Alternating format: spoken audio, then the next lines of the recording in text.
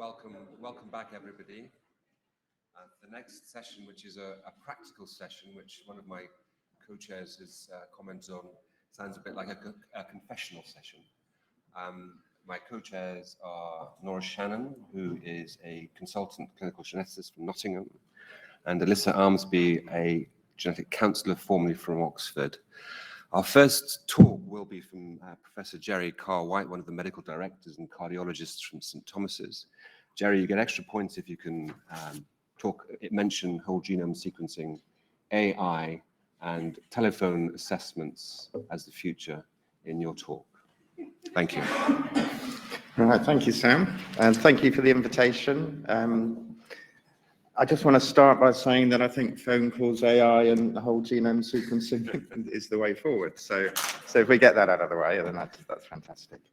So I think that most inherited cardiomyopathy is hidden. So probably about 4 or 5% sits in the specialist clinics we run. Everything else sits in cardiology clinics and district general hospital clinics, and actually the majority sits in primary care. So just going to go through just a few red flags to try and bring out where we might be missing it. And I guess I'm Perry's sort of spokesman, really, Prime Minister Perry's spokesman. So diagnosis and description. So a diagnosis is determining the nature and the cause of a disease. A description is just saying what it is, saying what you see. And I think these are the three descriptions that sit in every cardiology clinic, every primary care network, and they're just descriptions. They're not diagnoses. And I'll be excommunicated from the Heart Failure Society for saying that, but I think that is true. I think they're all just descriptions. So if we start with dilated cardiomyopathy, this is quite an old paper, but if you look hard, you can find an underlying diagnosis probably in about 50% of people. And then the majority of what you don't find is probably genetic in nature. So you've got to look for the underlying cause. And probably in a sort of practical sitting in clinic way to do it is just these 5 little boxes. So you've got to do the family pedigree. There's some key blood tests to do. So your thyroid, your autoimmune, your CK. You've got to look for disproportionate arrhythmias, because that will pick out the arrhythmogenic cardiomyopathies that are at higher risk that you might want to put an ICD in at a lower stage. Neurology is hard for cardiologists. They're not very good at it. It's sort of squeeze my finger, and that's normally about it. But I think trying to learn from our genetics colleagues, trying to look at a little bit of neurology, you definitely pick up disease. And then most people should have an MRI. Once you've done that, if it's all negative, I think it certainly needs a discussion about family screening. And you heard Perry's talk, so most people would encourage family screening. Okay, and what kind of things do you pick up? So I think dystrophin abnormalities are more common than we think. If you look at some of the populations, maybe 5, 6, 7% will have a dystrophin abnormality. A lot of Becker's patients don't have any obvious neurology, but they do have a high CK and they do have a cardiomyopathy. What else? And there's certainly other neuromuscular diseases that come through all our clinics. We miss the cardiology associated with it. And really, it's only 3, 4 types of neuromuscular disease that have a cardiac issues. So myotonic dystrophies, the dystrophinopathies, and really the limb girdles. These don't really have much in the way of cardiology. So 3 neuromuscular diseases to look for. Okay, so we picked out the neuromuscular disease. I think the next thing is the dilated cardiomyopathy with disproportionate arrhythmias. And there's different ways of looking at this. You can say, what are all the different types of dilated cardiomyopathy that have a higher arrhythmic risk? Or you can take the sort of ARVC spectrum, which is right, left, biventricular involvement, and the genetic causes that can mimic it and cause it. But I think if you put all that into one big pot and say, we need to pick out those that have a higher risk of significant arrhythmias that sit in all our clinics.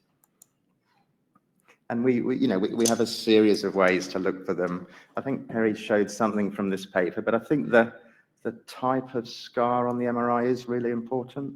So the arrhythmogenic cardiomyopathies tends to be more infralateral, mid-epicardial. They tend to have slightly better function, interestingly. So they often get their malignant arrhythmias with more preserved function. And again, ECG, so you've got this infralateral T-wave inversion, very characteristic ECG for this sort of left ventricular form of arrhythmogenic cardiomyopathy.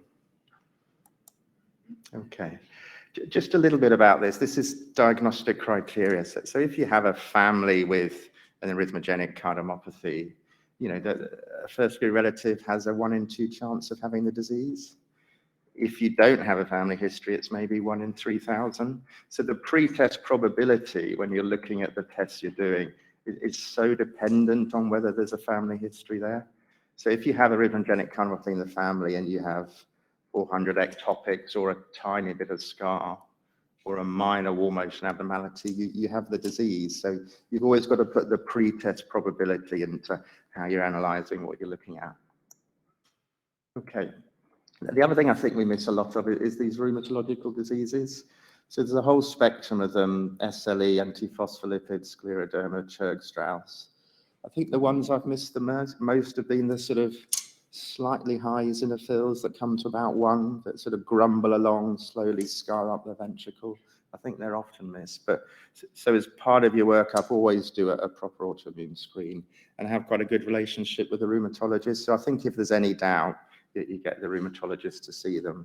And it's this whole spectrum of different pathology together. So they get myocarditis, premature coronary disease, they get little microinfarcts, they get thrombosis. So they're quite a complex group, but they're very treatable most of the time. So important to pick that up. Myocarditis. So to diagnose myocarditis, you really need a biopsy, you really need tissue. So we're assuming a lot of patients have myocarditis, you know, and Sam will know all about this, but probably quite a lot of them don't have myocarditis. So if you look at those that present and labeled in all our clinics as myocarditis, I think a lot of them have sarcoid arrhythmogenic cardiomyopathy with acute persisting inflammation. And certainly over the last few years, I've seen quite a few families that have this sort of prolonged chest pain, this myocarditic-like presentations that you presume are myocarditis, and then you screen the family, and actually it's ARVC, it's arrhythmogenic cardiomyopathy. So I think increasingly we're seeing that. So if you rethink the label of myocarditis sometimes, and I think if there's any doubt, it's definitely worth screening the family. Okay, and these are some of the things with the arrhythmogenic cardiomyopathy you're looking for. So low voltages in your limb leads, your infralateral T waves, epsilon waves, and if you can get the non-sustained VT and see if it's coming from the left or right ventricle, that certainly helps.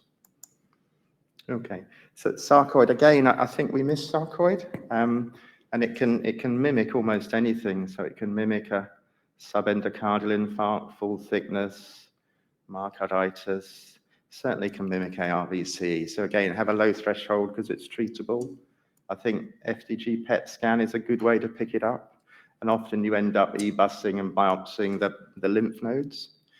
But I think, I don't know if it's just the last few years, but I've seen a lot more isolated cardiac sarcoid in the last few years. So I think I've always relied on the nodes, the extra cardiac features, but we've seen a lot of just isolated cardiac sarcoid. And I think if you have good MRI doctors, they're quite good at teasing out the specifics. You get almost like these focal granulomas. It affects sort of subendocardial, mid-epicardial layer. So you often get quite a good clue on the MRI. And again, I think I've certainly got a few patients where sarcoid is actually looked just like sort of significant right ventricular form of ARVC. So it can give you a lot of right ventricular scar, significant RV dysfunction. I think I've only ever seen 2 epsilon waves, and they were both in patients with cardiac sarcoid rather than ARVCs. So I think of cardiac sarcoid when you see an isolated, predominantly right ventricular ARVC.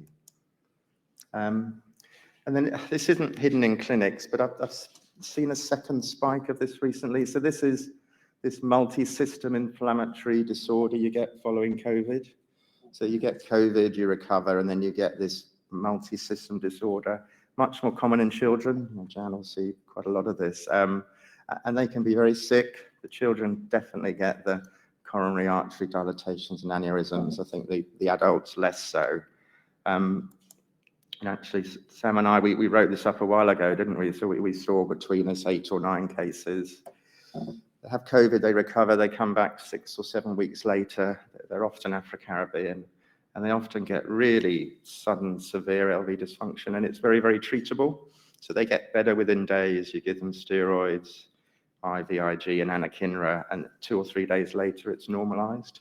But you've got to pick it up, and often the antigen's negative and the antibodies are positive. So they'll often be swab negative. And I've seen 2 cases after Pfizer vaccine with this now that, again, responded, very sick, close to ECMO, and responded within a few days of anakinra and steroids. So just be aware, there seems to be a spike of this at the moment. I think we miss a lot of mitochondrial disease. I mean, it's probably 1 in 4,000 of the population has either nuclear or maternal mitochondrial disease. And again, a series of red flags to look out for: pre-excitation, heart block, deafness, diabetes, seizures. So just have a low threshold to think about it. I think diagnosing it's often difficult. You often need muscle biopsies, but does that mean time's up? You got a special button under the desk. Yeah. So think about mitochondria. It's, again, have a low threshold for asking specialist advice on that. Okay, so heart block isn't a diagnosis either. So what are the causes of complete heart block? A whole list of them. But these 2 are really important. So you've heard about lamin, sarcoid as well. We definitely miss those. And lamin mutations, they can do a whole load of things. But for cardiologists, it's basically dilated cardiomyopathy with conduction disease and with or without different types of skeletal dystrophy. And I think this is really important. If you look at the cardiomyopathy with lamin versus the arrhythmias, there's about a 5-6 year gap there. So most people that have their cardiac arrest with lamin have normal LV function. So the dysrhythmias come first. So having preserved function isn't reassuring with this disease. And again, the typical family has people with pacemakers dying in the family. So look out for lamin. And you can see that the outcomes, if you have a few risk factors without an ICD, most people will have events. So really important to pick it up and treat it while the LV function's preserved. Okay, and then last few slides. So I don't think heart failure with preserved ejection fraction is a diagnosis. I think it's a description of someone who's breathless, and we're not quite sure why often. And it's a whole spectrum of different diseases, isn't it? So if you look at a HFpEF population who have left ventricular hypertrophy, you will pick up TTR amyloid in maybe 13% of them. So if you have HFpEF, you have a slightly thick walls, look for the TTR amyloid. And you can see this is the diagnostic criteria. So you do your serum urine light chains.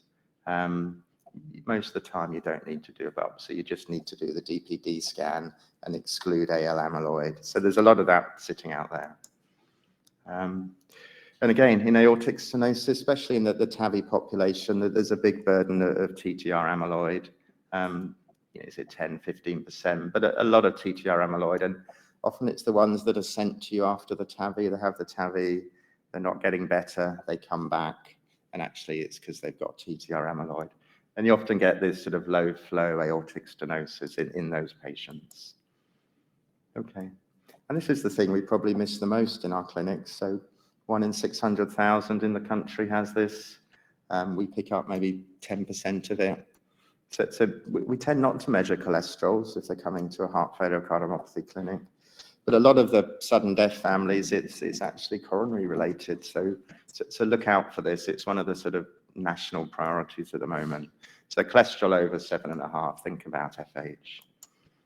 Okay, so I think that's the mantra really. It's a, I don't know, 3-stage slogan. That's the government's thing at the moment, isn't it? Not a diagnosis. So that's the 3-part slogan. So I think these are just descriptions. So if you see that in the clinic, try and find the underlying cause. Think about FH and TTR amyloid. Right. Thank you very much. Thank you very much, Gerry. That was an excellent review. You've also got an extra point for being the first person to get COVID into this morning's proceedings, as well as AI. So I'm delighted to introduce Tootie Bueser now. Tootie is an ICC nurse. She's also an NIHR research nurse leader, and she's Director for Nursing and Midwifery for the South East GMSA, and that's a new role for Tootie. We're going to hear about the practicalities of living with an ICC. Thank you, Tootie. Hi, good morning, everybody, and thank you to the AICC for inviting me to do this talk. And I think with a topic such as practicalities for living with an inherited cardiac condition, I'm doing a double act with Abby from Cardiomap, the UK. So she's not here today, but there's a little video that I will play from her later. So I think when thinking about coping and adjustment in ICCs, I think it's well worth sort of thinking about the theoretical sort of work being done in the field. So the Australians have looked at this illness perception theory, and that patients' perceptions can actually impact on the way they cope and adjust to the disease. And for example, treatment control, if they feel that medications will cure or manage the disease, then they're more likely to take it. And then of course, in my own PhD, I've looked at self-determination theory, where we propose that if the three basic psychological needs are met, such as competence, autonomy, and relatedness, then that brings about maximum coping and adjustment to the condition within the context of the ICC landscape. So apart from that, I think one of the other things that's to consider when you're thinking about coping and adjustment is really looking at patients' priorities. And when they pitch up to the clinic, usually you're thinking they're unwell, they have signs and symptoms, they need, they want attention for their own health. But actually, time and time again, in the literature and my own research, it's actually the family's health, which is the most important to them, particularly for parents. And one of my participants said here very plainly, I don't care about me. To be honest, you just want to know that your kids are okay, and that's it. If there's one thing you can hope for, is that they're okay. And again, the other context here for patients is actually the proband story and if their experience of bereavement, if there's a sudden cardiac death in the family. Bring out these stories, because they will just focus on that and not really, what's in front of them for their own health. And again, Linda, whose daughter died from DCM, says it here, I don't think for me, nothing could have been worse than what happened to my daughter, nothing. So really, this brings home that if these aren't discussed at the forefront in the clinic, it's very hard for patients to actually focus on their own health. And also this dictates how, particularly the bereavement in the proband story, how they go about making decisions and choices for management and screening for the family members. Now, I've superimposed sort of the stress and anxiety levels that our patients feel on the ECG for effect. But it's good to know that actually our patients are very resilient. So there's a stage where they have high anxiety, but eventually this does normalize to a certain extent. So the periods for high stress and anxiety would be at diagnosis, they're receiving that bad news and shock and disbelief, or they're very unwell. And then the immediate period following the diagnosis. So the anxiety and the stress starts kind of getting better as they are able to employ their sort of coping strategies and garner support at that time. And then there's a bit of a plateauing or a normalization of the stress and anxiety levels, and over or around a period of 1 to 3 years. But then this gets very high again when it's time for follow-up, because they're anticipating bad news or deterioration in their condition, and again when their family members are being screened. So I think this is just good points to remember that patients might be highly anxious and stressed out at these times. There's also certain groups where there is high stress and anxiety, but also suffer from lower quality of life. And these are there are some families that are actually like high anxiety families. So there's variation between families, but there are amongst family members actually there can be what they call like high stress families. And then of course your SADS families, particularly mothers, come into this category. and also patients who are symptomatic or have devices. So people who have a diagnosis of, let's say, HCM or long QT syndrome, but are actually quite well and no signs and symptoms, or a carrier for the condition, their quality of life sometimes is equal to or even better than the healthy population. And then those with uncertain diagnosis also tend to have high stress and anxiety.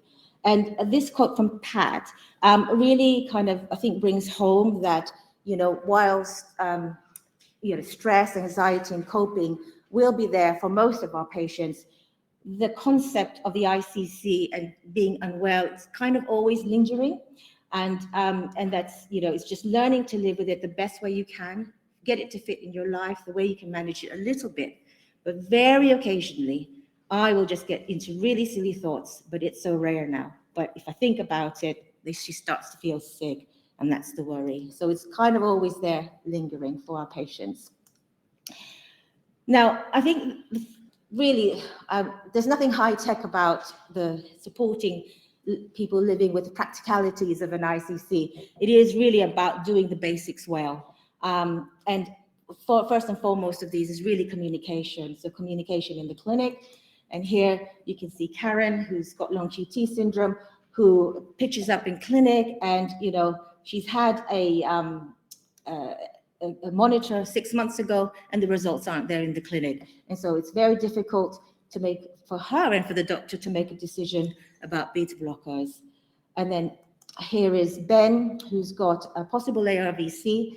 He's done all the tests, seen the consultant or the doctor, and then gets a letter about his MRI. Says it looks like from the MRI, there's signs that you have got it, ARVC.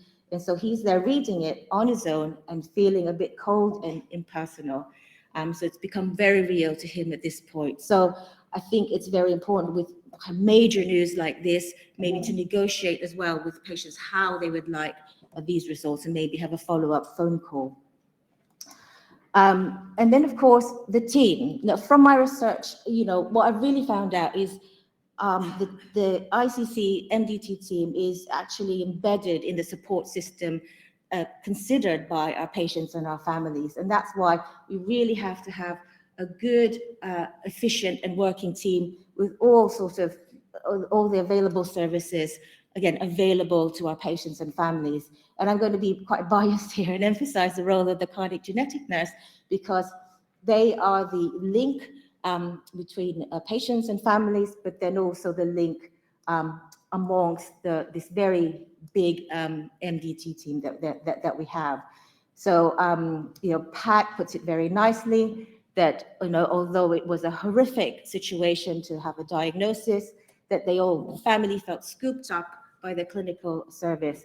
So it's a mixture of being really frightened, but also feeling lucky that you're in amazing hands. So, compliments to all of you working hard for our patients. And then, so you've got the clinic right, you've got the teamwork right. And then how about the plan? Now, there are three things that the patients time and time again talk about that really kind of mixes them up, gets them very confused, finding it hard to cope when they're outside of the clinic. And this is, first of all, symptoms. So this is Pam, who's got ARVC, and she's like, oh, I'm getting pains. It is on that side. Is it related? Is it not? Is it just muscular? Then you think, am I being a hypochondriac? So really empowering our patients and letting them know when they should come and call us, so they can be reassured for these types of queries or worries. And then medications. So Jane says it's just annoying because the only time can tell, like I can try changing that tablet, then I've still got to wait 6 months to see. Nobody can do anything about it. It's just the way that your body is. You can't speed it up. And I'm looking forward to going back and letting them, so the doctors know, that weight is still the same, and maybe swapping the other one and hoping that will change things, because I find it really hard to lose weight. So she's associating taking a tablet to weight gain, and she's going to wait 6 months before trying to clarify this. So really, again, important to have a bit of a sort of a lifeline in terms of inquiring about medications, but maybe from the start, talking through these and the possible side effects. And then finally, exercise and physical activity. I think this is, in fairness, very hard to pin down and tailor for our patients, but it is something that, patients do get confused about. And this includes sexual activity. So for John, who's got a possible HCM, he's feeling that he's becoming more aware of breathlessness, and he's not sure whether when exerting himself or he's out of puff, is that okay, or is he pushing himself too far? So what we really want is for patients to carry on being active within the whatever limitations that's needed in terms of their condition. Okay, and then and also here is really a drive to try and harness the wider social context of our patients and to garner their support in this coping and adjustment. So first of all, you've got the big one here, which is the family. So here we have Linda talking about how her children, this is addressing her children, how that having the condition or coming to clinic has brought them closer together, and they all compare notes. We all confide in each other. So really, there's actually a bit of coaching amongst families when it comes to getting to that acceptance and adjustment for the condition. And then friends, for here you've got Kate, who's got a brother who's got hypertrophic cardiomyopathy, and she talks about how in their friendship group, nobody really talks about it, but everyone is aware. So if something should happen during the night out or something, the friends know how to respond.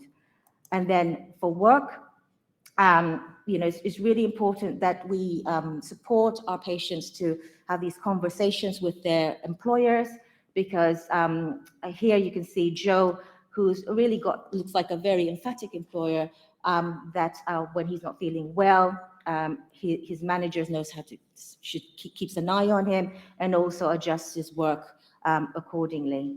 And then of course, support or other social groups that can actually give more practical support and advice for the patient. So this family, Julie, who has long QT, they were helped by a charity support group, Sudden Adult Death Syndrome UK, and they put them in touch with families with a similar experience.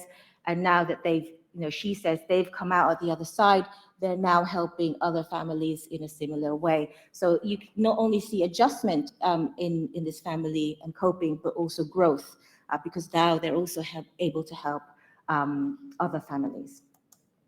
Now, this is Abby, and she's got a few tips also to share with us. Hi, I'm Abby. I've had peripartum cardiomyopathy for nearly 11 years now. I was diagnosed after the birth of my second child, my daughter. Peripartum cardiomyopathy is a form of dilated cardiomyopathy. And when I was first diagnosed, I had advanced heart failure symptoms and I had to go into hospital a little while to get them sorted. But now I feel a lot better, and I managed to live a pretty normal, fulfilling life.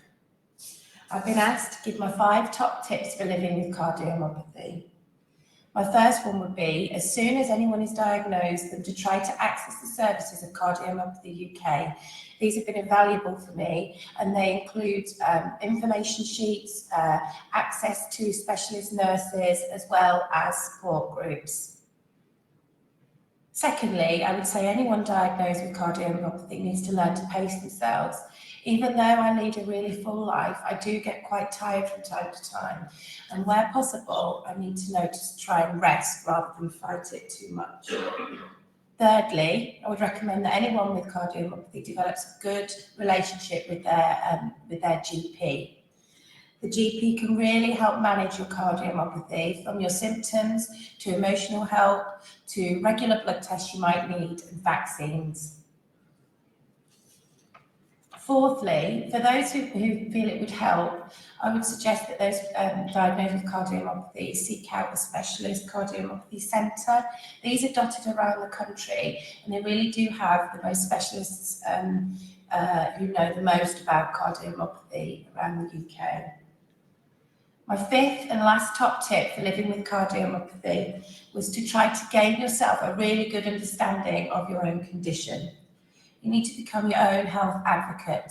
Sometimes you will need to chase appointments with GPs as well as with cardiologists, and knowing all about your own condition can really help with this. Help with the questions you might need to ask at your appointments, to blood tests you might need, to the treatment that you might like to look into. I really hope that those 5 top tips can help anybody who's newly diagnosed with cardiomyopathy. Thank you. So just a reminder, just do the basics as best as you can, and recommend Abby's top 5 tips. And thank you very much to all of you. Just some acknowledgements here. Thank you.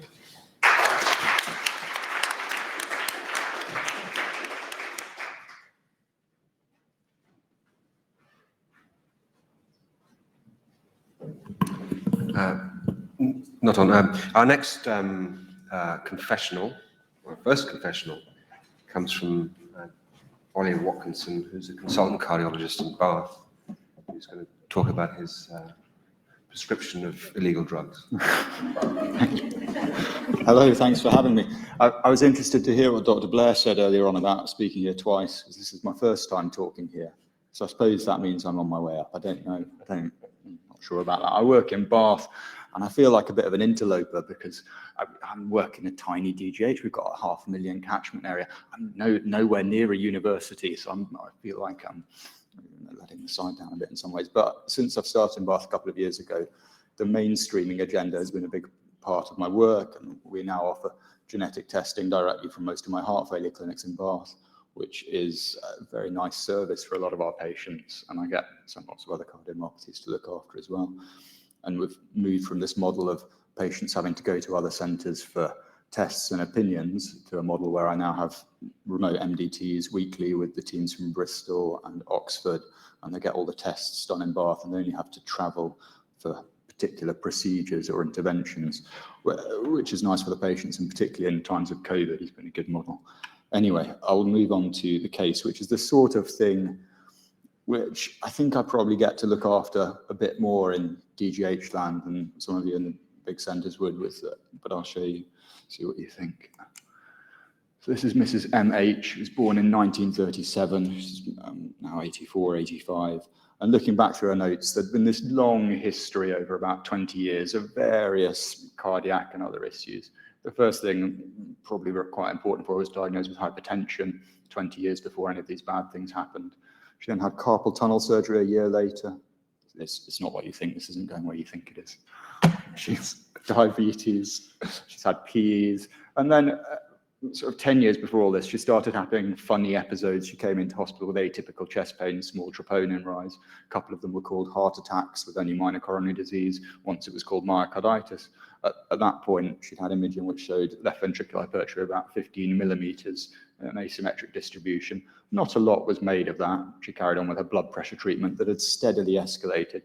And throughout all this period, she was steadily feeling worse and worse, and maybe it was just aging, but she couldn't do as much, she couldn't trot around as well as she used to. She got a GTN spray after her small heart attacks, and in 2019, she had a go with it and fell over. At that point, we noted that her LVOT gradient was significantly elevated and her hypertrophy had got a little bit worse. But again, nothing much was made of it, and she carried on with her blood pressure treatment. She was referred to another hospital for some help, and in 2021, about a year after being referred because of COVID, she finally got seen. And at that point, she had quite a lot of shortness of breath. So she was getting short of breath about 50 yards with lightheadedness, sort of atypical chest pain, actually fairly typical chest pain if you talk to people without flow tract obstruction very much. She had very clear postprandial exacerbation. She had a little bit of ankle swelling as well. And that was her ECG. So she's got a lot of left ventricular hypertrophy, slight QRS broadening. The interesting thing from this ECG is that the machine's measured her QTC at 480, which is probably about right, I think, by my eyes. So can you make that play? There we go. So this is some of her echo. They're not great pictures. She was a sort of slightly curled up, slightly overweight lady, but she's got clear, complete systolic anterior motion. You can see that very nicely on the M mode, retro M mode. And there's the Doppler tracing, a bit more of the echo. Asymmetric hypertrophy. We did an MRI. We're blessed with very good imaging in Bath, so we did an MRI so we could see things more clearly. What you expect to see, asymmetric hypertrophy, complete SAM. At this point, these were her medications. Counting 12 medicines for an 85-year-old, that's a lot of medicines. She was on stuff for her bones. She was on a lot of vasodilating blood pressure tablets, anti-anginals. She'd failed to tolerate bisoprolol because she'd had sinus pauses, so she was only on a tiny dose of it at this point. And these had all been steadily added on over the last 10, 15 years. So you've got a lady with clear outflow tract obstruction, a lot of symptoms from it.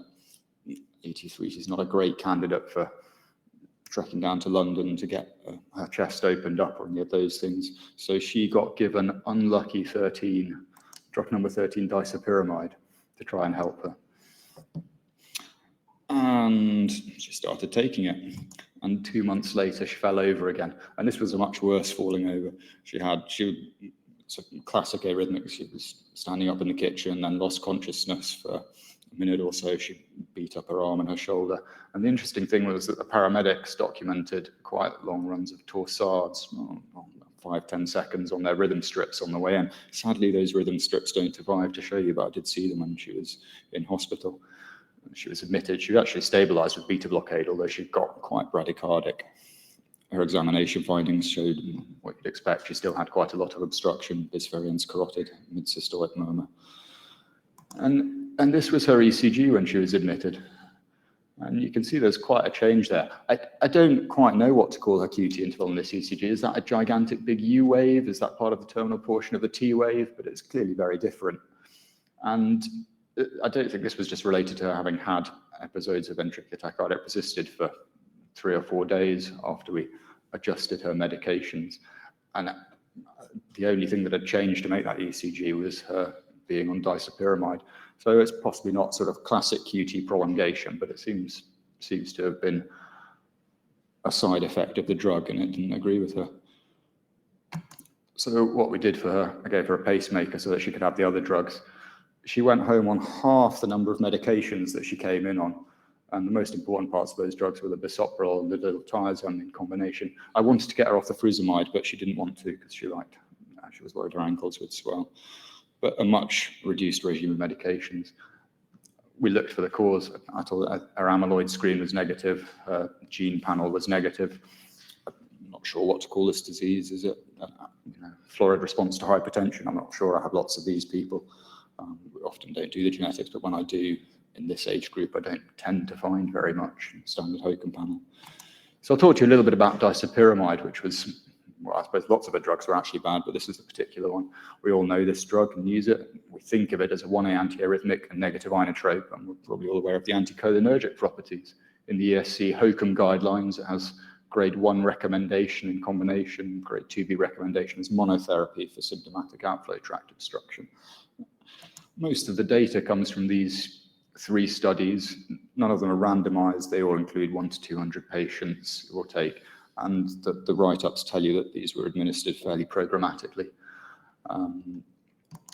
If you sort of look at some summary of the data, the patients that it was administered to were not this sort of really old patient.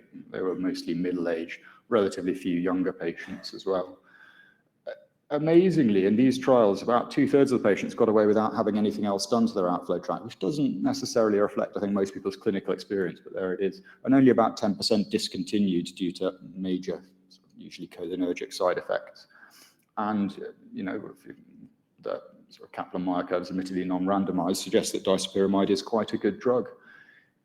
It is, of course, its pharmacology is a lot more complicated than the things we think about, and people have done this work using isolated cells from human hearts, actually, and it affects all sorts of clockwork related to calcium fluxes.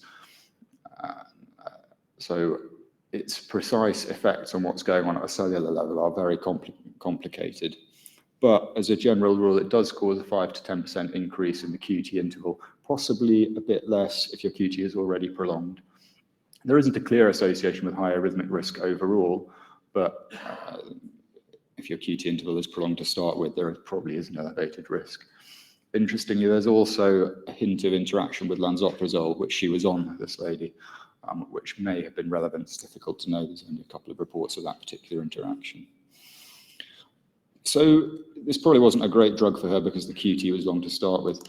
The other reason, though, is a more general thing, which possibly we don't think about very much in ICC clinics, because there's a real, the whole area of polypharmacy and particularly cholinergic medication in elderly patients has received a lot of attention from the geriatrics community over the last few years. I won't show you huge amounts of the data, but there is now a very clear association between anticholinergic medications and declining cognitive function, dementia, and overall mortality. And it seems to be dose dependent. And I'll show you one of the ways in which you can calculate the dose. If you add up all of the cholinergic burden, it's called, of medications that people are on, you can predict who's going to do badly in various relatively non-specific ways. So if we go back to this lady, at the time she was started on disopyramide, she was on disopyramide and furosemide, that's slightly anticholinergic, and isosorbide mononitrate, that's mildly anticholinergic as well. So on this particular calculator, which is quite an interesting thing to put some of your elderly heart failure patients through when you're seeing them in the clinic, thinking about the medications, she was at high risk of confusion, falls, and death, in that fairly general way. So we probably could have predicted that she was going to do badly before giving her a drug that prolonged her QT, and it was associated with significant cognitive decline. So that's all I've got to say about disopyramide in this lady. The evidence about disopyramide is that it is, for most people, a reasonable drug, but the evidence base is mostly for the sort of middle-aged patients and largely leaves out the relatively young people and the very old people. I think this sort of patient, the people who are beyond 80, there isn't a lot of literature about them from an ICC perspective, but there are large numbers of these people with dilated cardiomyopathy, with left ventricular hypertrophy that isn't a classic amyloid picture, and their management is, I think, a bit different to a lot of the younger patients. These people are never going to want to spend a lot of time accessing very invasive treatments, and I think they're an interesting group to look at in more detail.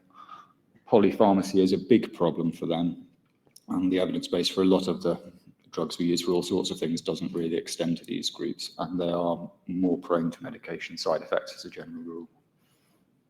Thank you.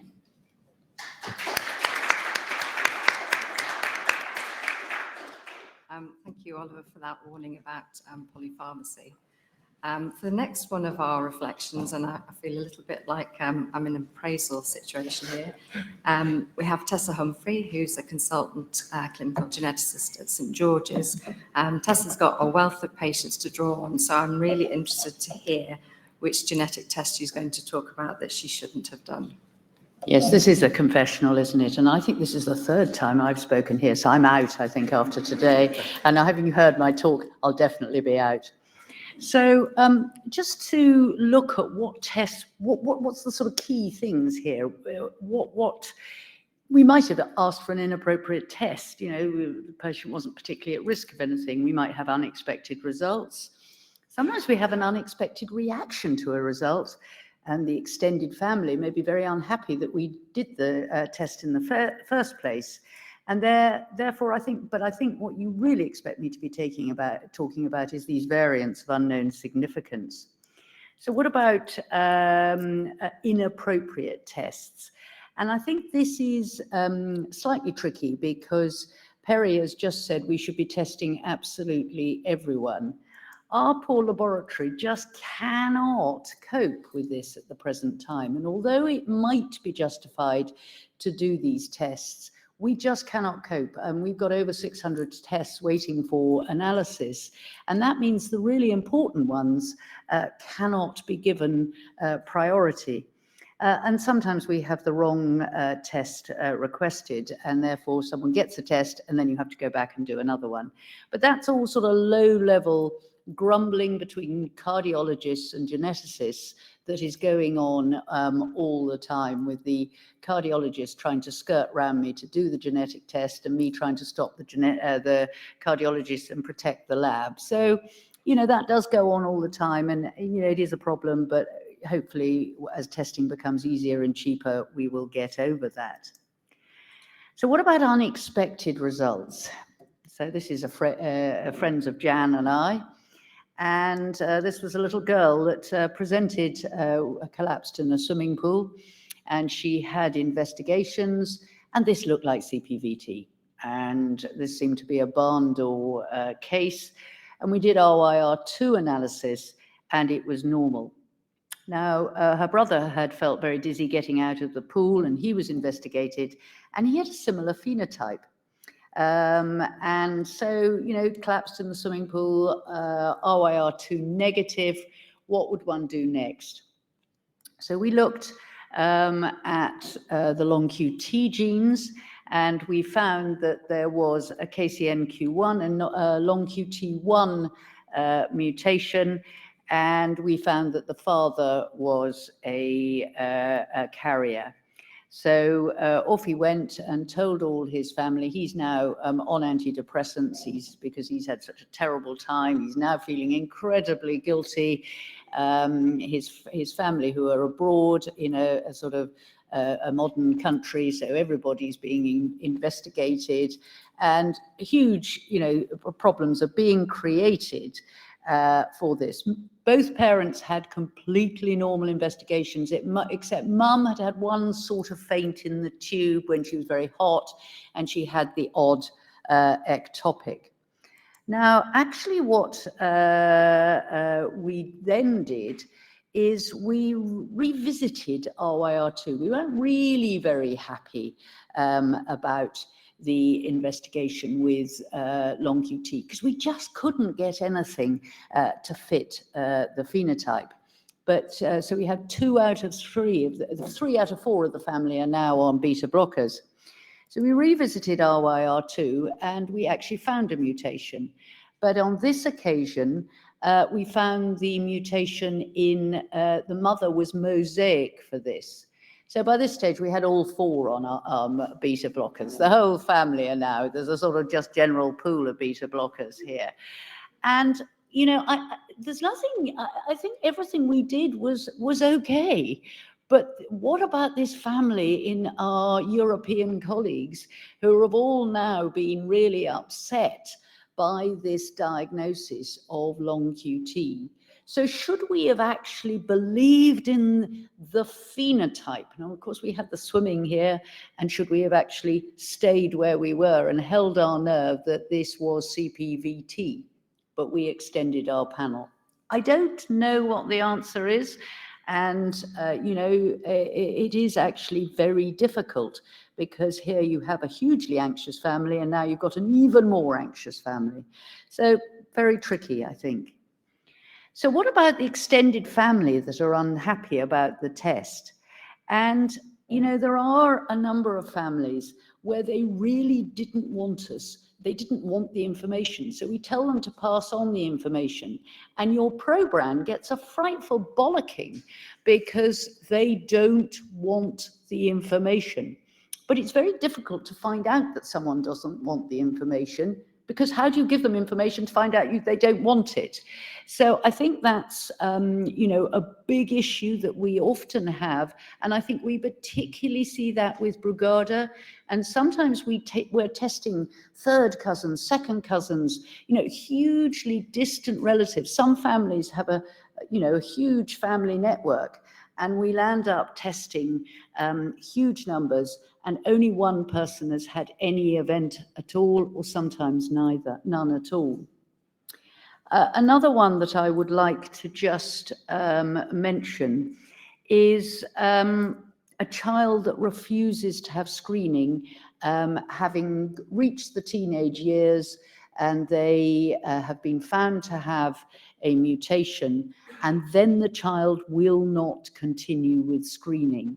And this is why I won't do any predictive testing in children without talking to them first. Now, that's not going to happen with the very young children, but if you are doing predictive testing on anyone really over 10 or 11, I really think it is worth trying to engage with the child, because as they hit sort of 14, the stroppiness that comes into the clinic, and it's a really good way of getting back at your parent, isn't it?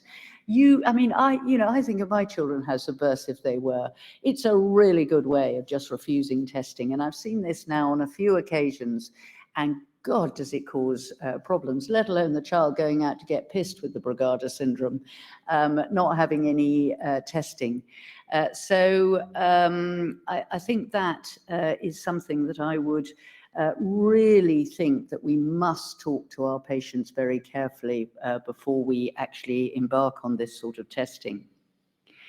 Now, I want to present a family that I've been looking after now, or not looking after, I think is probably the way you would describe it, for 11 years. So this was the mum was a nurse, and her child felt dizzy when she stood up. So how many people feel dizzy when they stand up? Huge, huge numbers of people. But she had read about long QT syndrome.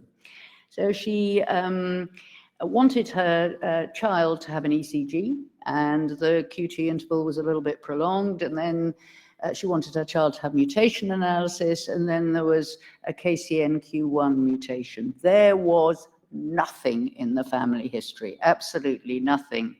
Mother was found to carry this, and then there were lots of family members who had testing, and some did and some didn't have this. But a lot of these are my patients, but a mother's sister was a particular problem, and she remains a problem. So for 10 years, every now and again, she contacts the department and says, I think I need to have predictive testing. And then she doesn't have predictive testing. So we must have had 4 appointments with this woman. I passed her over to the genetic counsellors now, because I think they are much better at this than I am. And this woman has 3 children. So the children are not protected, and she has been terrified for 10 years. I don't know what to do. We've given we've got the DNA stored, we've done an ECG, we sort of know what the clinical status is, and yet she has just been terrified, and there has been zero gain for anyone in this. And again, I don't know what we could have potentially done to prevent this. So the other thing I want to talk about is Pandora's box. All that lies still in Pandora's box is hope, apparently. I hadn't realized that hope still remains in Pandora's box, but all the other evils have actually been let out. So variants of unknown significance. Now that all the tests are up in patients' notes and everything, I see endless letters where a VUS is translated into a pathogenic mutation. It's in the top levels. This is a disaster. This must not happen. Now, we talk about in genetics a sort of granular approach of sort of hot and cold VUSs. That's really difficult to sort of put in a letter, and it doesn't fit in that diagnostic issue. And then the issue of segregation analysis. So this is a family of, Elijah's not here yet. This is one that we know well, and Jan knows as well. So this was a tragic case of a little boy dying at 16 months of age, and we found an RYR2 variant, which we found in the mother. Slightly worrying, the maternal grandmother lost 2 brothers. One was a stillbirth, so I really don't think we can count that. And the other died of a sort of cot death at 9 months, so it's all a little bit uncomfortable. So off we follow this mother up, and we do exercise tests on her every couple of years, and eventually we find a couple of ectopics. So we then think, oh, maybe this is significant, and we start doing segregation analysis. And we've now got one of the little, the siblings that has now got it. She is now on beta blockers. We've got, I've just done a predictive testing, but it's not a predictive test in a little boy that has just been born. I'm actually waiting for the result. And I'm really, really nervous about what I'm doing. I think I'm not doing the right thing, but I've got myself on a gravy train. I can't get off it. I don't know where to go. I can't hide. I am stuck. And so I think that we're this poor family, and I think we all just don't know quite what to do of what is actually happening. So let's have the next confessional. I'm not sorting anything out, am I? That's why I can't ever speak again. And so here's another chap. He came in with Raynaud's. Now, that doesn't sound very as though he should be getting a genetic screen. Anyway, he had an echocardiogram to look for the reason for his Raynaud's, which was really significant, and he was found to have left ventricular non-compaction. He went on to have an exercise test, and then he got ventricular ectopy in stage 2, predominantly left bundle branch proppen with, with the right ventricular outflow tract predominantly. And we looked at everything. Every gene was looked at. And family history was taken, and his sister had had 12 faints, one during exercise, but no arrhythmia was identified at the time. She was found then to have left ventricular non-compaction and with recurrent ectopics. The other sister was normal with normal cardiac investigations, and the parents were both normal as well. What did we find? We found 2 variants of unknown significance in RYR2. We've trawled the world to see if these are biparentally inherited. And then I decided to do segregation analysis on the normal sister. Oh my God, she's got both variants as well. I just regret that, because the real problem is this girl's investigations are completely normal. We do not know. We sort of feel this probably is relevant, but the whole presentation is wrong. And, biparental inheritance of RYR2, we're not really very certain about that either. So I think that this is another one where segregation analysis, is a problem, and we do it to try and work out whether a variant of unknown significance is relevant or not. But we're again stuck on where really what we are actually getting the results with. So the next thing is, do I really regret doing these tests? I regret the results. I think a lot of these were entirely justified. I'm not saying that what we did was wrong, but the results are really, really tricky. And could we have done better? I think I do always ask relatives before I test them whether their siblings, if they're only doing the test for themselves, and the amount of times someone will say to me, oh, I'm only doing this test for my children. And I said, have you asked your children? And they say, oh, we haven't told the children about the disease at all. Oh, it's all right, I'm less than that. I promised my last time here. Okay. And so I think we should ask the relatives if they are interested in the tests. I don't think we should do segregation analysis in unaffected probands.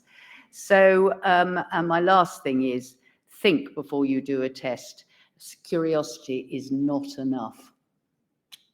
That's it. Okay.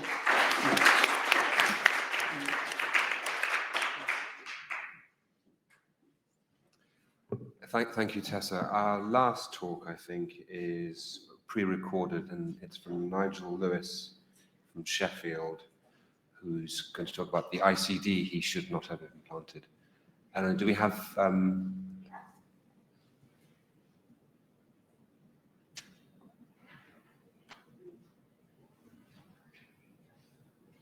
Recording in progress.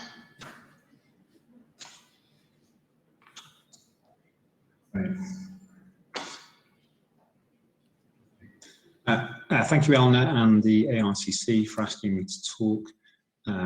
I have taken the presenter's privilege and actually changed the title slightly to "Should we have implanted an ICD?" as some of the decisions were made before I became involved in the patient. I'll start with a case. So it's a 21-year-old female with a background of depression.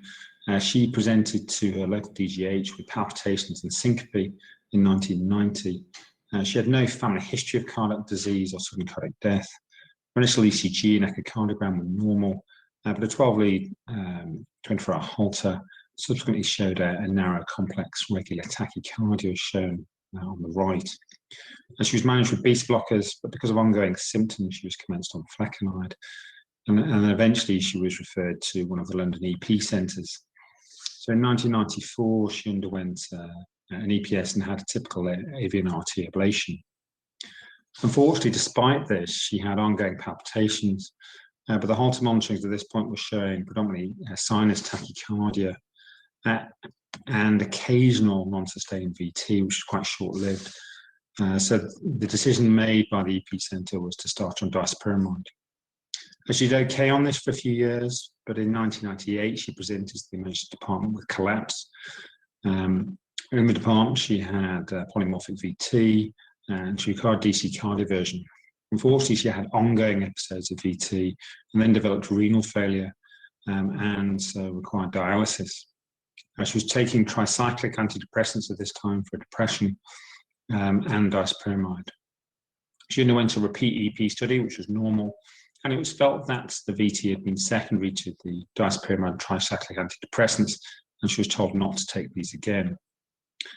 A year later, she had further follow-up and had persistent palpitations, was feeling really rotten and awful, but again, the ECG only showed sinus tachycardia. The team discussed sinus node ablation, or even considered a drastic AV node ablation and permanent pacemaker at her age, but were very concerned by the possibility of her developing pacemaker syndrome and decided to manage it conservatively, and she had a loop recorder implanted. A year later, they incidentally found a 6-second run of broad complex tachycardia consistent with non-sustained VT as there was VA dissociation, a cycle length of 260 milliseconds. She had yet another repeat EP study, which was normal, but also had a coronary angiogram, echo, and ECG, which again remained normal. There was a long discussion at that point about the pros and cons of ICDs, but the patient was completely petrified of dying suddenly. And so the decision was made, and not lightly, but to implant a dual chamber ICD. Within a couple of months, she had 4 inappropriate therapies because of extreme sinus tachycardia at rate symptoms of 260 beats per minute. So she was started on beta blocker. They reprogrammed the VF zones to a shorter cycle length. She did okay again, and she had a couple of other box changes 6 years apart. In 2013, she then was diagnosed with epilepsy after a tonic-clonic seizure, and she started on lamotrigine. But because of some atypical nature of some of the seizures that continued to happen, they did video recording, and they found these to be non-epileptiform seizures. In 2015, her depression had got worse, and she was using alcohol, abusing alcohol.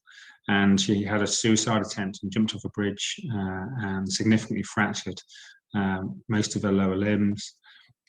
She required a number of operations and spinal stabilization and went on to develop osteomyelitis and needed the total below knee amputation on the left. She had a further box change in 2017, again at the same London EP centre, and then she presented to Sheffield. That's where I came involved in the care. She has significant pain only a few weeks after the box change.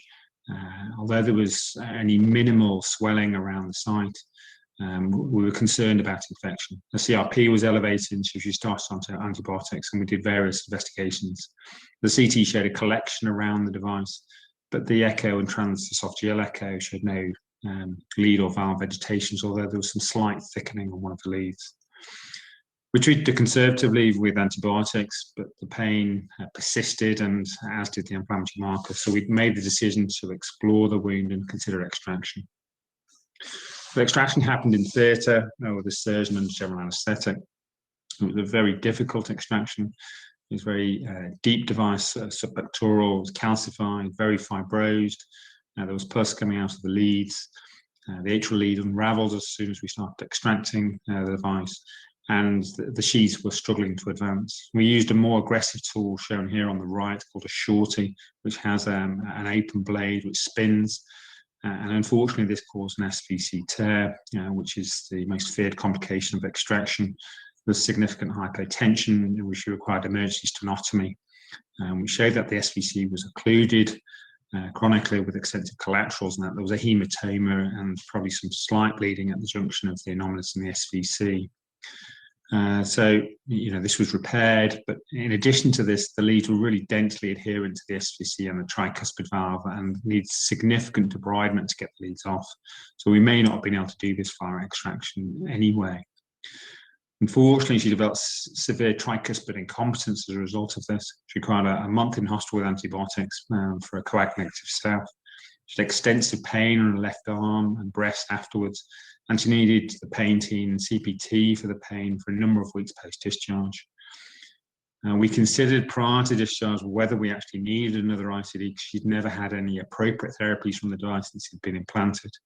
But the patient was, didn't want us not to implant the device because of that previous VTRS and short runs of VT that she had in the past. She failed an SRCD screen, and so we implanted a right-sided single-chamber device just with one lead.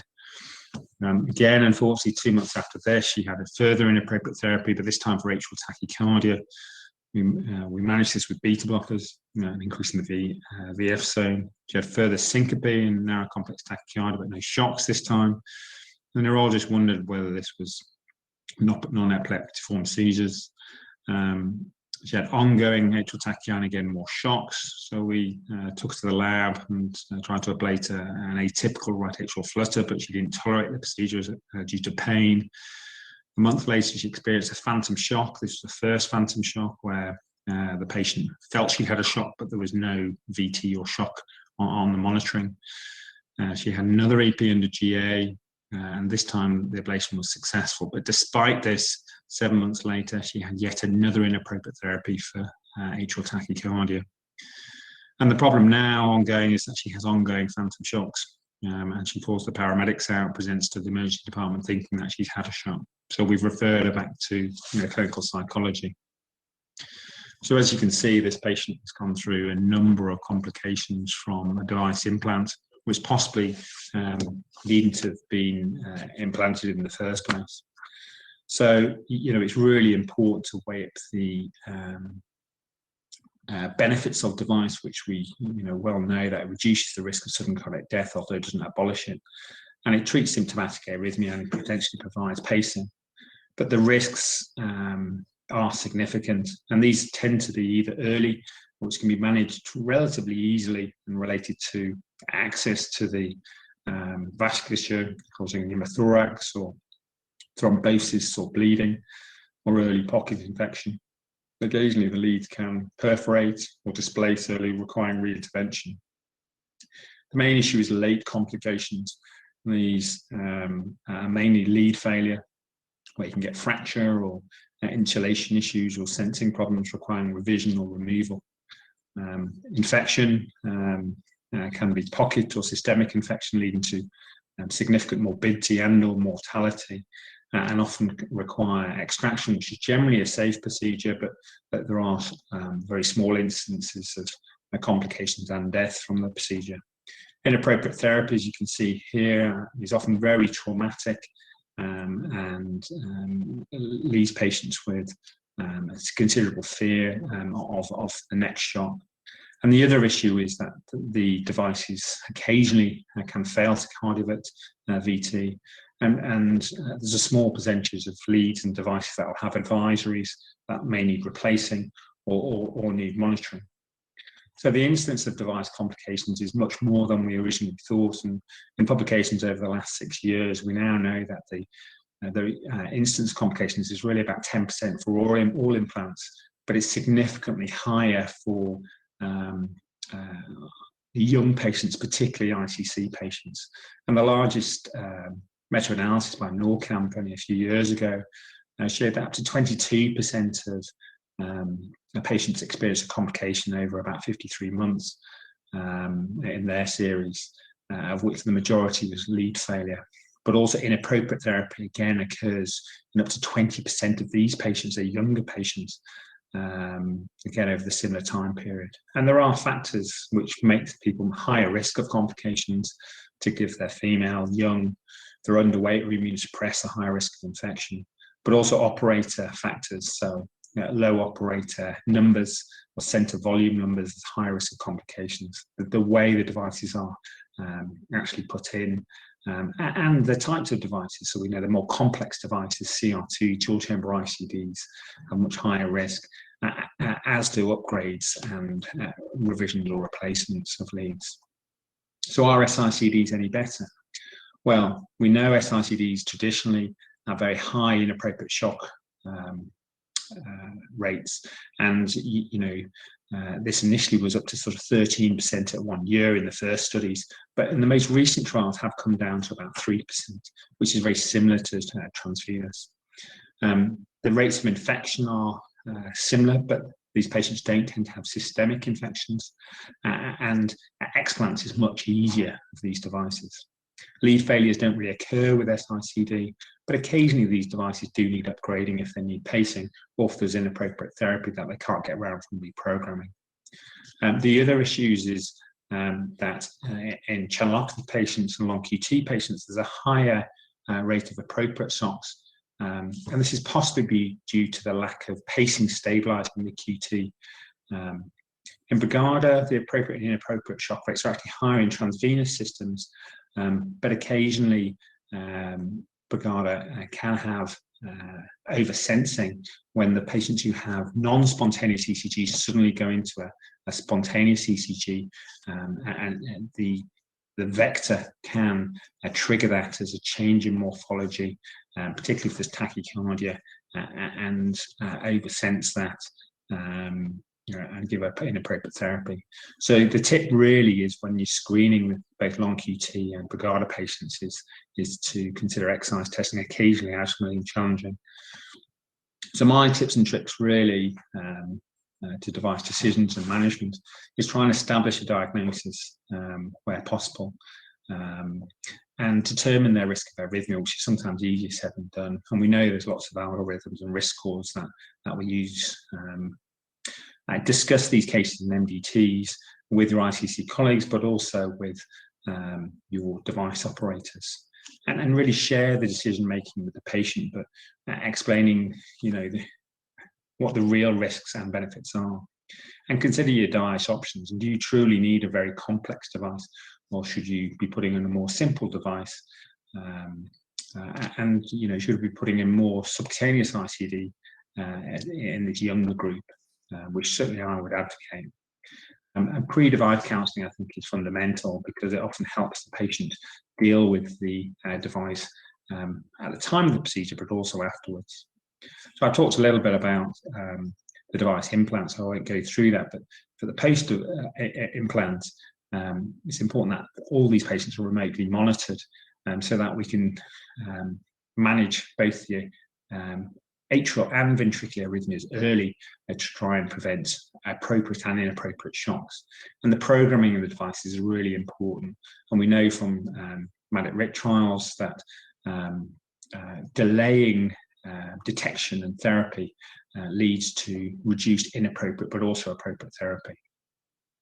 And I think decision-making when there are device complications is really important as well, and deciding what's the right way to deal with complications, and I think it's important to share that decision.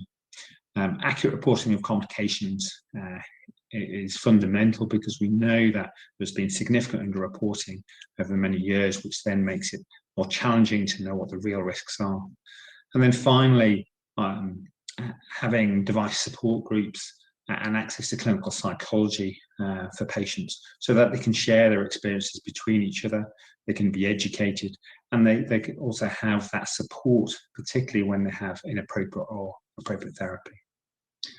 Okay, thank you.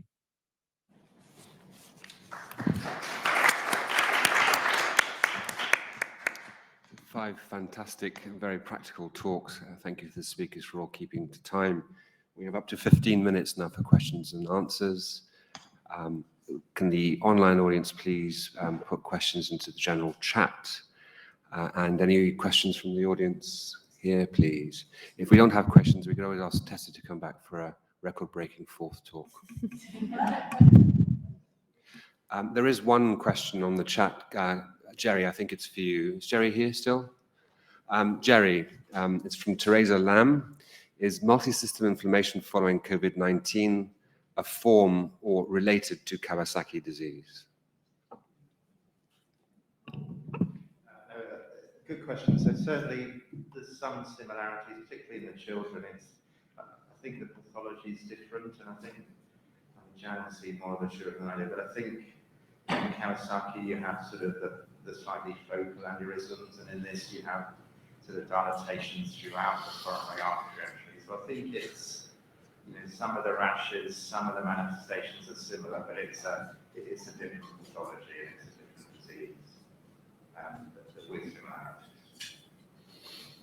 Any questions from the audience in the room or the panels? I think there's another question on the chat for, looks like it's for Tessa. Dr. Homfray, excellent talk. Bit of a practical question. What did you mean when you said we looked at RYR2 again? What new testing strategies were employed to enrich results? Yes, I think the Brompton was at that stage establishing itself as one of the units. So it actually was just sent through the platform again. So it was a slight, don't you look at me like that, Dan. I think it was rather a sort of gratuitous pickup, but I think what it said to us, and it's a fantastic lab, the Brompton lab, and it's a really, really good lab, and from the beginning we've really had great faith in it, but it really picks up that there are some abnormalities that are missed, and we certainly know, particularly with copy number variants, the exon 3 deletion in RYR2 did not used to be picked up with the previous platform. And this is really worrying if we're going over to whole genome sequencing, where, are the copy number variants up? We know our panel is now very good at picking this up with various other genes. We've had the mosaicism, the Duchenne muscular dystrophy, or the dystrophin mutations. And so I think if we are going to change everything to a whole genome sequencing, we are going to have more of these issues than we are at the present time. So that doesn't completely answer why we did it, but I think it was one of the reasons I was pointing it out was because of the difficulties with what's going to happen in the future. Tessa, we have variants of unknown significance. We also have phenotypes of unknown significance. A question to you about your long QT case. Would Pierre's AI have helped you understand what tests to do? And if we have AI, do we still need cardiologists? Well, if we don't keep on with cardiologists and we're only having geneticists, it's a disaster. So I think that we'll absolutely need cardiologists. And I don't think AI would have helped here at all, because the QT was completely normal, wasn't it? And I don't think, if you've got a child fainting in a swimming pool, we all think about long QT. We know there are normal long QT intervals, even in children. Could we have not done the test? I think it would have been quite tricky, and I wonder how many people wouldn't have thought about long QT and AI wouldn't have helped us here at all. So I don't think so. I think the cardiologists are super essential. I think your cardiology colleague wants to add to that. Yes, I mean, we were deeply unhappy about our genetic result from our geneticist because we were thinking small child fainting in the swimming pool, CPVT.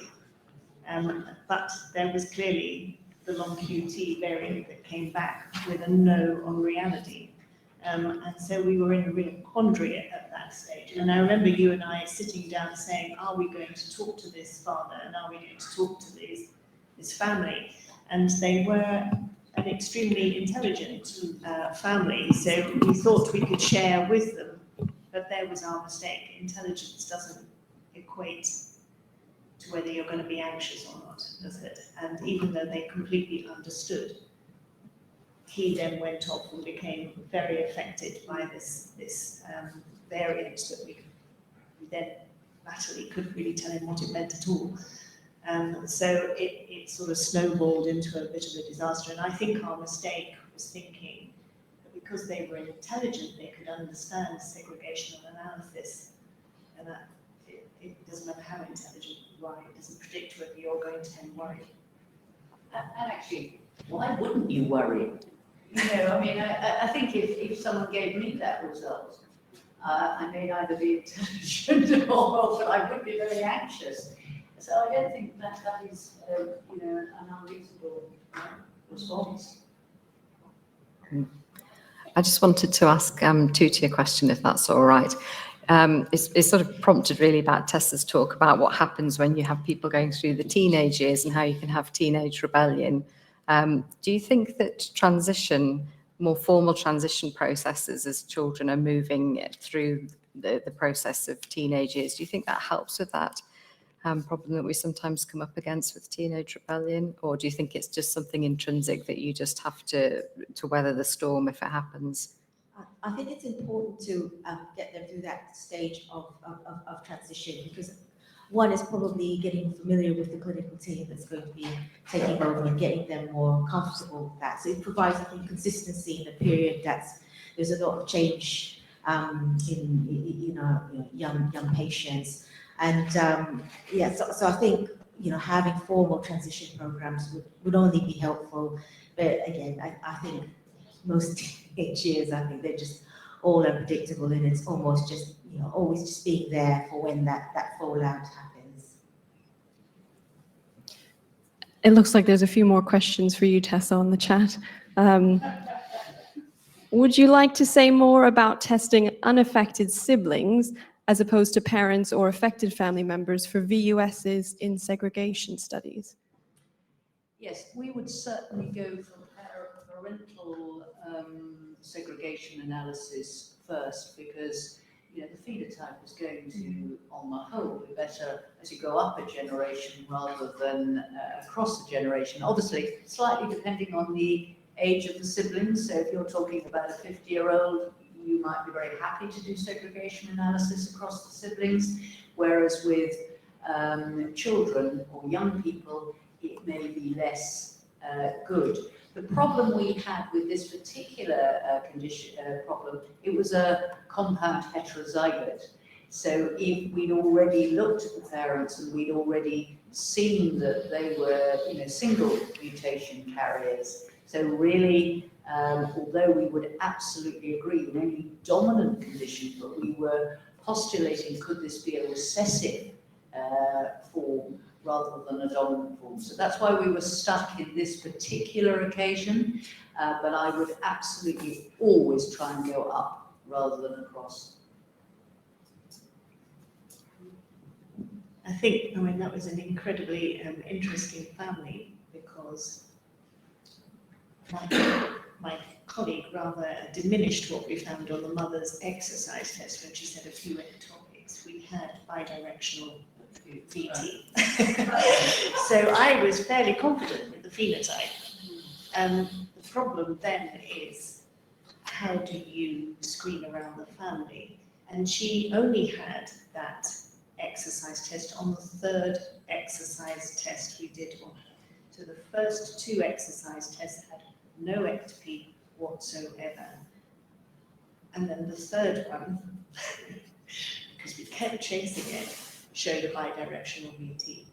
So we were quite shocked, but we then thought, right, now we've got the phenotype.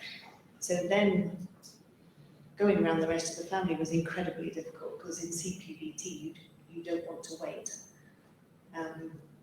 So that was an extremely difficult family to manage as well. Yeah. Tessa, in a situation similar to that, when the clinician, the cardiologist is convinced that the phenotype is present and the genotype is negative on the test, how often should they, how do they challenge that result, or for the possibility that it's been a false negative? I think we do quite often challenge results, and we ask people to, the lab to go back and look.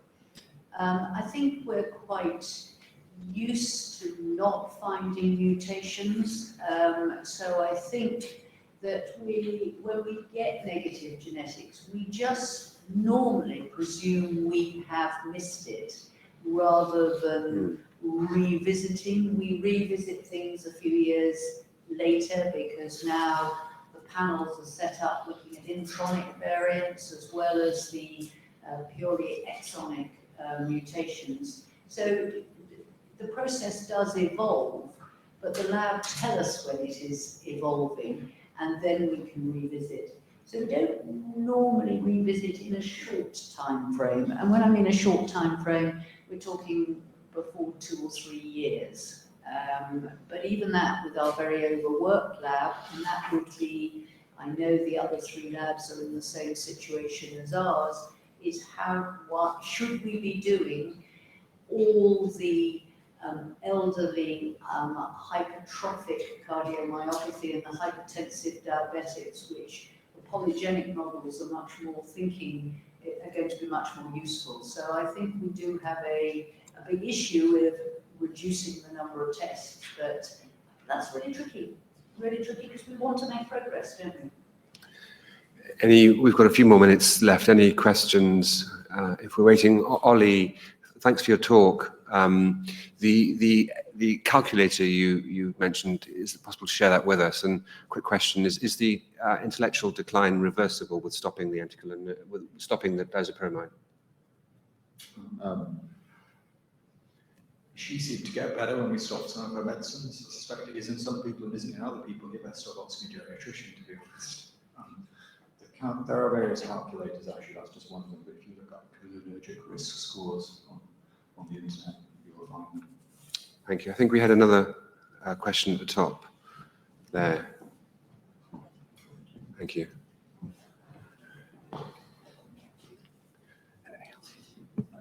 Thanks. Yeah, I just wanted to grill Tessa a bit more in case she doesn't do another talk.